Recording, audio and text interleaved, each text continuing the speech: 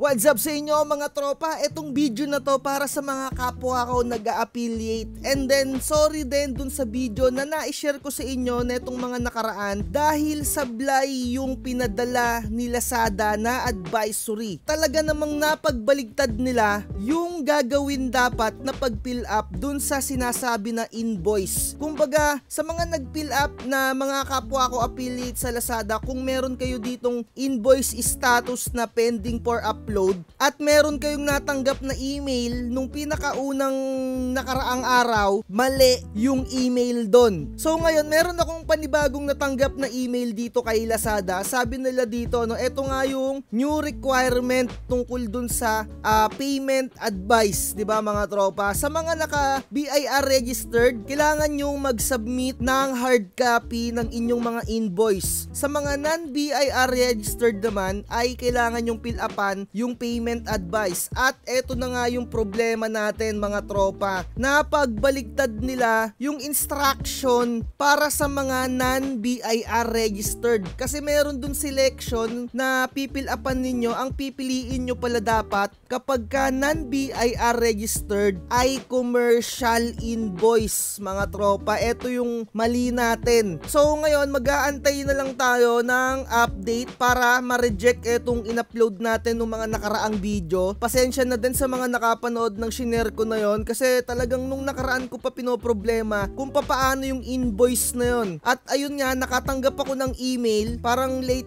netong mga nakaraang araw lang, tapos mali pala yung email na yon. So eto na yung panibagong instruction ni Lazada. Ilalagay ko na lang yung link neto sa description para basahin nyo sa mga kapwa ko nag-affiliate ng Lazada dyan. Medyo konting recap lang tayo dito, no? Eto kasi sa invoice, kapag kayo ay BIR registered, eto yung pipil upan ninyo. Invoice type number 1, dapat pipiliin nyo doon yung tax invoice. Ang nangyari kasi, eto yung mga napili natin tax invoice pagka hindi BIR registered. Nakaka-bad trip talaga. Maaari pang hindi tayo sumweldo ngayong buwan na to, no? Pero antayin natin yung update nila para ma-edit natin. Kasi hindi na natin ma-edit to, yung mga sinubmit natin. Ayan o, wala na siyang edit. Nakakainis. So sabi dun sa live stream, no, nagkaroon ng extension yung filing ng tax invoice na to. At inuulit ko, kung kayo ay BIR registered, ang pipiliin nyo tax invoice. Kasi nung nakaraan napagbaliktad. And then kapag kayo naman ay non-BIR registered, ang pipiliin natin yung commercial. Eto, no, scroll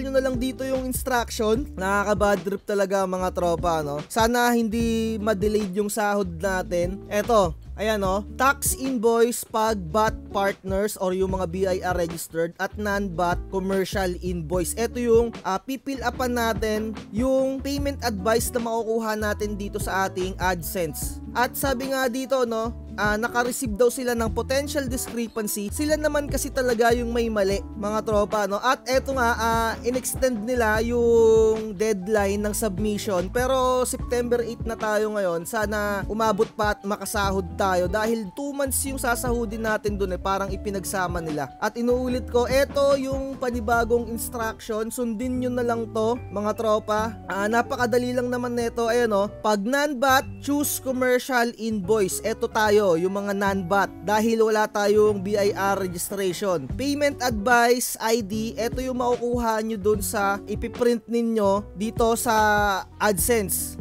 Ayun o, merong instruction dyan. Payment advice, ayun yung number nyan, kukunin nyo. Ayun yung ipipill up nyo sa mga detalye. Yung amount, eto, yung pinaka-commission. Ayan, tas ayun, tuloy-tuloy lang ng pag-fill up yun mga tropa. Napakadali lang, ito yung instruction dito. Sana umabot yung sweldo natin ng maklaim natin ng September 25, no? Dahil yung finance approval, September 9 to 13 in-extend, no? Nakakainis, maaari nga tayong hindi sumahod na ito kasi 13, 5 days na lang. Wala pang edit, hindi pa natin na-edit. Dito na natin tatapusin to, no? Quick video lang to para ma-share ko sa inyo yung files na to at mabasa nyo kung papaano yung gagawin gagawin sa pagsasubmit ng invoice. Monthly na natin to gagawin. Commercial invoice yung pipiliin ninyo. Ang pipil-upan nyo doon, invoice type, commercial ang pipiliin. Invoice number, ito yung payment advice ID. Makikita nyo yun doon. Invoice date ang ilalagay nyo doon kung kailan nyo isasubmit. Tapos invoice amount kung magkano yung total na isasahod nyo, yung hindi pa nakakaltasan. And then upload invoice, ilalagay nyo yung PDF na eto, yung may pirma. Ayan, nakikita nyo sa screen. And then submit nyo na. Para sa mga kagaya ko na mali dahil sa instruction ni Lazada, antayin na lang natin yung panibagong update para ma-edit natin or ma-resubmit natin yung tamang pag-fill out ng mga fields na to. Ayun lang. Like, share, and subscribe. Bye-bye. Bakit ang gahaman mo? Gusto mo sa'yo lahat na nakikita. Napakadorobo mo. Sa lahat ng kwento ikaw ang bida. Napakahirap mo na makontento. Lahat ng porsyento sinadya mo na mas